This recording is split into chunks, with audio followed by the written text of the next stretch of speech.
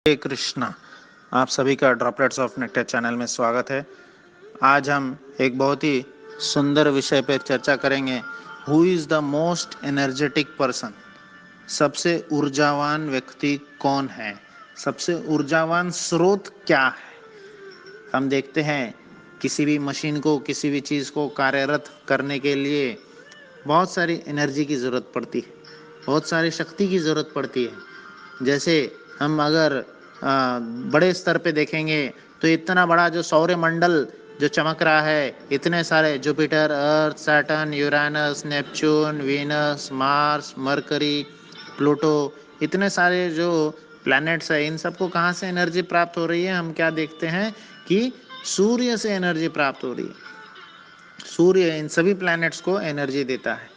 सूर्य धरती से 1.3 million kilometres, million light years दूर है ना?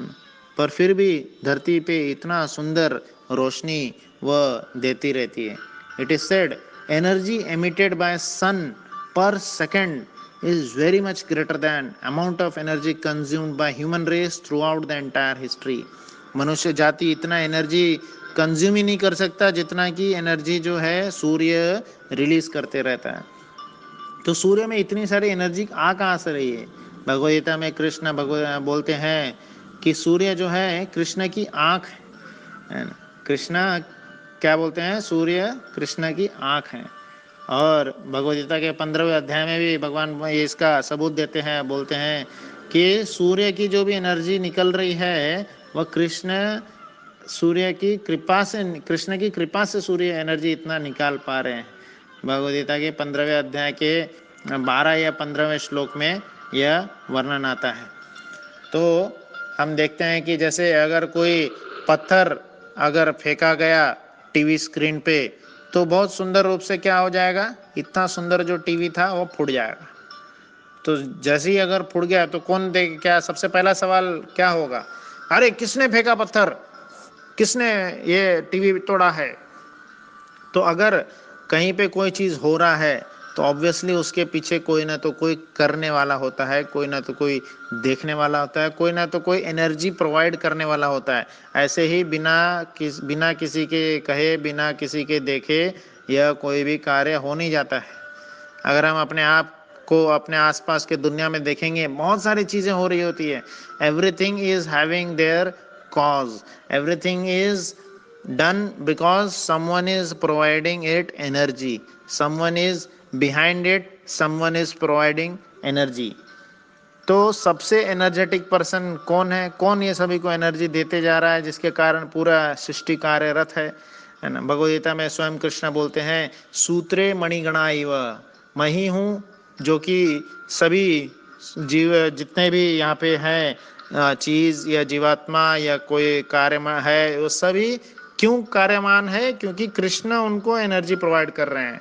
कृष्ण सूत्र के रूप में उसको एनर्जी प्रोवाइड कर रहे हैं। Krishna is the energy giver to every person in this whole world, in this whole creation. तो इस तरह से कृष्ण बताते हैं कि कैसे he is the only energy provider.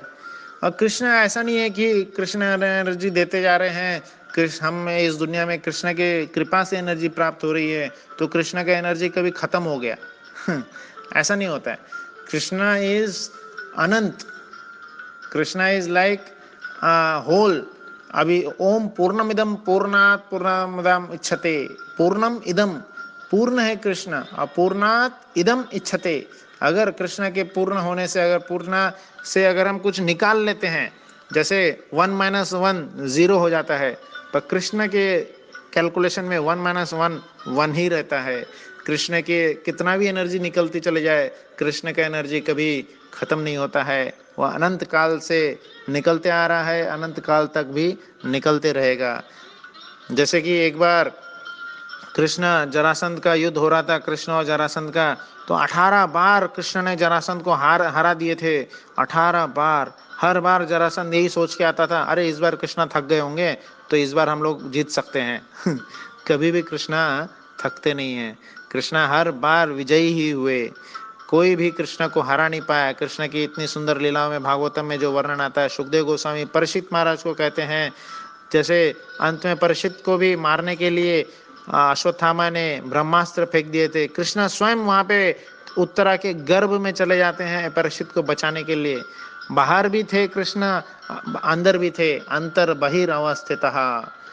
इस तरह से कृष्ण ने परीक्षित महाराज की रक्षा की, पांडवों की रक्षा की, सभी की रक्षा की, और भक्त वत्सल कहलाए, और हमारी भी हर समय हमारे हृदय में परमात्मा के रूप में रहते हुए हमारी भी रक्षा करते आ रहे हैं।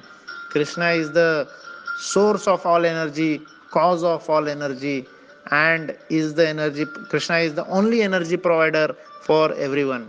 हम भी जो भी कार्य कर पा रहे हैं वह सिर्फ और सिर्फ कृष्ण की कृपा से ही कर पा रहे हैं। नहीं तो हमारा भी कब बैटरी ऑफ हो जाएगा, हम कब कार्य से हट जाएंगे। पैरालिसिस, पार्किंसन, ऐसे कई सारी बीमारियां होती है। अगर मनुष्य को हो गया तो फिर मनुष्य के कंट्रोल में रहता नहीं है, मनुष्य कुछ नहीं कर पाएगा।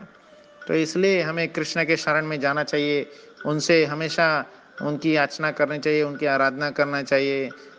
अतएव हरे कृष्णा कृष्ण कृष्ण हरे हरे, हरे राम राम राम हरे हरे, इन महामंत्रों का उच्चारण करते हुए हमेशा हमें मोस्ट एनर्जेटिक पर्सन कृष्ण के शरण में जाने का प्रयास करना चाहिए। हरे कृष्णा।